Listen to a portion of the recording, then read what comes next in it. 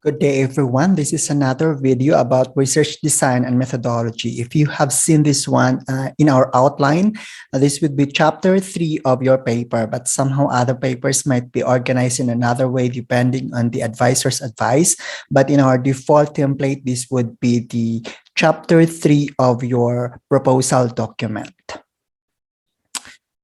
So we will start, this video would focus on the chapter 3 content, and there are various research where any of these items is applicable. So it's up to you to pick the items that is very applicable to you, but I will always emphasize the slides that might need if this type of research, if this is the type of your research or the other way.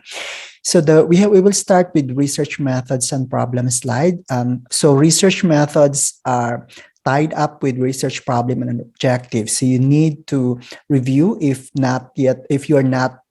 you maybe forgot your research problem and objective. So you need to go back to your research questions or statement of the problem section and objective and check what will you going to do to be able to achieve that objective and at the same time solve that research question or statement of the problem that you have written in that section.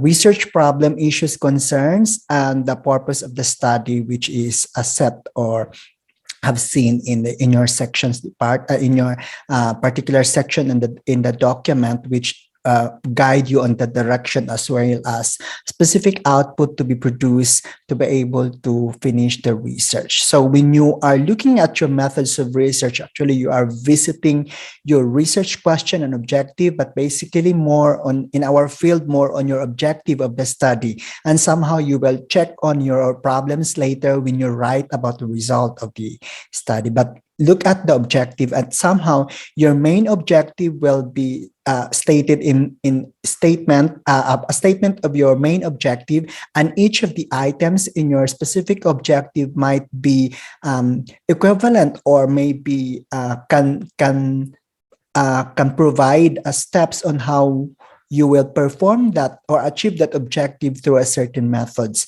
In fact, some of the practices is to compare your objective and your methods of research, whether you are actually implementing, or to make sure that your objective has been or can be achieved through the method part. So your research approach, so there are a lot of ways to conduct your research depending on your research question, but somehow it can be a quantitative type. In a quantitative type approach of your research, you might ask specific questions, collect quantifiable data. You might involve some hypotheses if applicable, and analysis would involve use of statistics. In this part, you are looking at numbers as part of the research. Although some research might include a quantitative part of in the IT or IS discipline, your quantitative part might be part of the evaluation of assessment of your software that you have done, but somehow other research might be considered a pure quantity research. That means you need to know certain items maybe before your software can be conducted or after the software has been developed. But somehow if you're doing a research and development, it might be a different approach, but this one is purely quantitative only. But take note that IS and IT research might involve a lot of approaches or a combination of those items, which I will explain also later. Second approach is your quality research, which if you will be working with numbers in quantitative research, you will be working with text or voice or interviews, qualitative data in this qualitative approach. The emphasis here is about somehow the views or perspective of the participants. So you will be collecting data maybe in text form and maybe in a form of interview, or it might be in a short semi-structured questions survey that you will also provide to your participants. But basically you will be working with text based on their answers, and you might come up with a thematic presentation of all that data that can be considered a research approach. And this can also be one part of your requirements analysis if you're doing with, if you are familiar with this one. The qualitative research might define the features and functionalities of the software. So somehow, even if you are doing a research and development, the qualitative approach might be also applicable. And lastly, this is very specific for IT, which is in other field might not include any of this approach, but we call this research and development or project-based or capstone project. In research and development, depending on your the nature of your study, basically in our school, we are looking at research and development, meaning we are looking at a certain research question, and then our solution might be a development approach. But your method might involve quali-quanti before, but if you're doing a research and development, you might be looking at a research question rather than a problem of the organization, and your solution or one of the intervention that you will be introducing is a software development or a development of an artifact, or introducing an artifact, where an artifact can be a website, can be a software, or can be a hardware or any other related artifacts related to ICT. So when I say this is an artifact, that means it can be also be a machine or an addition of an algorithm in a software. So any of those items can be considered an artifact in research and development. And unlike other research method, which is the quanti or quali that we are trying to common to all other disciplines, here we are typically it can be considered an experiment type of research, or it can be considered a case study type, or it can be an action research type or an intervention type, meaning you will introduce something to the organization and find out what will happen, how the organization change, or what the perceptions of people of introducing a certain software. Or as I've said, we call this common to us in the information system discipline, we call this artifact to refer to the general idea of having any of those items that I mentioned, such as information systems, machine, algorithm, or a certain device. In research design, this is specific procedure involving data collection, data analysis, and report writing. So when you see, when you're looking at this one, in the data collection for quantitative research, of course, you will use an instrument or survey type, and primarily you're looking at quanti data numbers because it's quanti data. In quali data, it's the same information, so you will be using you might be also doing a survey requiring your participants to answer short question, but basically you will also be conducting an interview or image depending on the approach. So sa data collection for research and development might be, there are two major aspects of data collection: the requirements analysis, where you will to analyze the data, the features or possible functions that you will be implemented in your system, or some concerns of the participants or the user of your software. It can be also in the evaluation and testing part. This is where you will gather additional data in terms of perception of your user, in terms of the software, or introducing a certain artifact in the organization. You can also be data collection involving adoption and use, and it can be in a form of quanti data or in quali form. For quanti data, I would like to remind that you need to identify the unit of analysis to be consistent. And of course, we are doing here the sampling method. It can be probability or non-probabilistic na sampling. And this can be further advised by your you can get further advice from your advisor depending on your research. But majority of our research will focusing on research and development. That means partly research or partly developing a software or identifying a feature of a software. So this can only be used as a supplemental data for a supplemental data collection, or I think to strengthen your research. For collecting of as another information for quantitative data collection. And for research design associated with quanti, you can be in a form of experimental.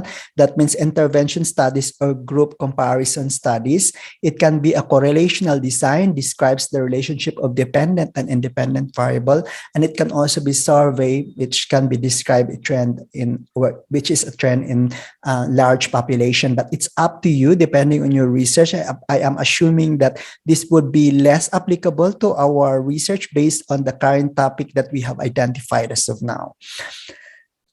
So we have another measure for quanti, because there are a lot of measurement when you do quanti studies, but majority of us might not go for pure quanti study. The quantitative part of the study might be part or parcel or part and parcel only of the research and development, or in, as I've said, it can be part of the analysis, requirements analysis, or during the evaluation part or assessment of the artifact that you're trying to introduce in the organization or to the specific users. Okay, so let's move on to quali research. So the quali aims to explore and understand the central phenomenon. I will repeat again, this is only a supplemental data if you're going to research and development. And I cannot, at the undergraduate level, I haven't noticed that the research will be purely quali, but somehow if you're conducting pure systems analysis and design, quali might be very helpful to you, although the organization of the data might be different, but somehow it can also help you in understanding what really is the purpose of your quali part in the research or in the software development process.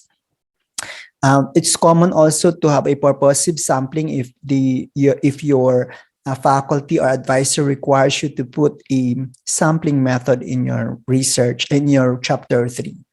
And purposive sampling is a common approach, of course.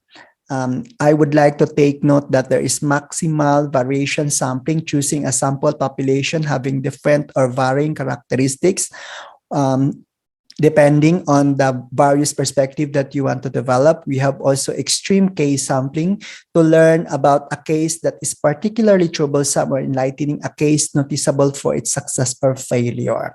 So this can be common. This is a common practice for a targeted organization for the purpose of study, for example, in a case study approach.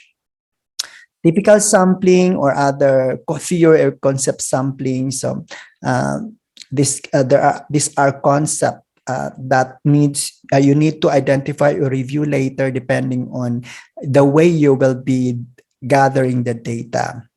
Example, in concept sampling, choosing groups or site in order to discover or generate a concept or theory, which is somehow partly a common approach also, but we normally generalize the sampling method, but this would be applicable for quali research. Homogeneous sampling, the critical sampling, just need you to scan this one for you to have an appropriate name of your sampling. You have opportunistic sampling and you have a snowball sampling. Confirming and disconfirming sampling. This is usually used to validate also your data, meaning if you already collected the data and you're not sure of if this is okay or not, you need to have a confirming or disconfirming sampling just to test with and explore further the findings or to confirm the participants that the collected data is correct or not. So in quality research, it can be grounded, ethno-narrative, or historic research. Methods, it can be in qualitative, you can also conduct observation, or that's participant observation if the researcher is actually involved, and non-participant observation done without making the subjects aware of that they are being observed, or you're trying to be not obstructive to them. So And the common method is interview and questionnaire, and it can also be a focus group discussion. It states here focus group discussion involving 12 to 15 individuals, but normally we can also conduct a focus group discussion with 5 or 8 participants rather than 12 to 15, depending on your purpose. It can be as small as 5. It's because you need to have a focus questions that you need to ask, and depending on the time allocated for the focus group discussion. And the common result would be a common approach to analysis of data is the content analysis. Okay, so next is you have a combined mixed method, and this can be a combination of quali and quanti, depending on what is really applicable in your research question or the objective of your study. You have also participatory rapid appraisal technique, combined survey, interview, and focus group discussion, which is very common to case study approach. And also an action research using quanti and quali data for individuals to study education problems that they face in their setting.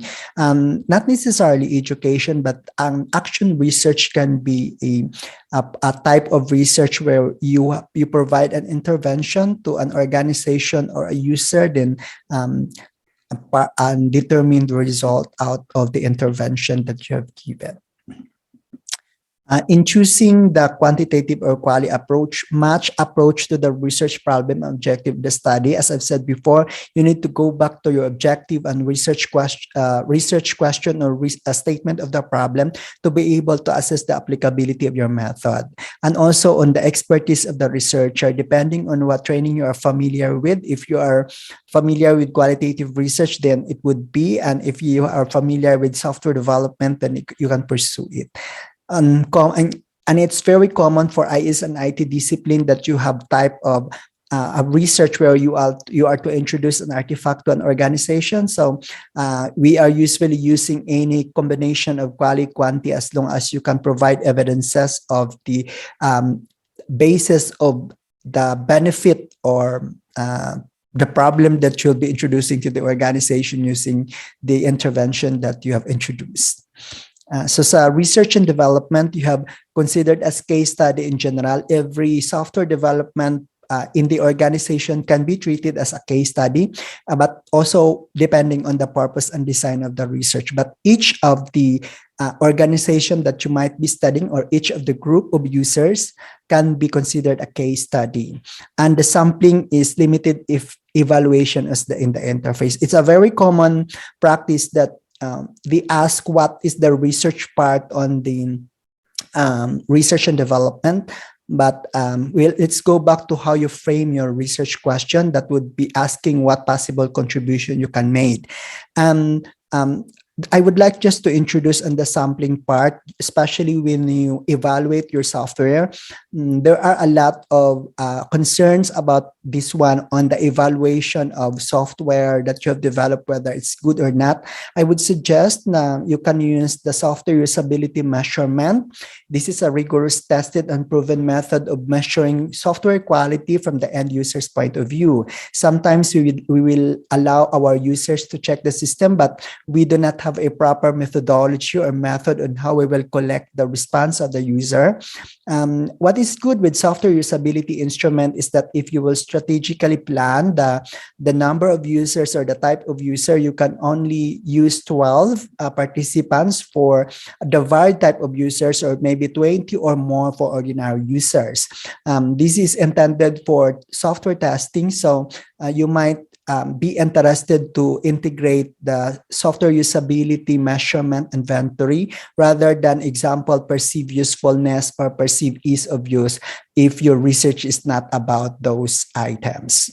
If you are developing a software and you just need to do maybe the beta testing or maybe an evaluation really of a software, so you can use Sumi. I think this is a 50 questions 50 questions survey, but there are additional questions. This will really help you to develop to measure or to assess the quality of the software developed.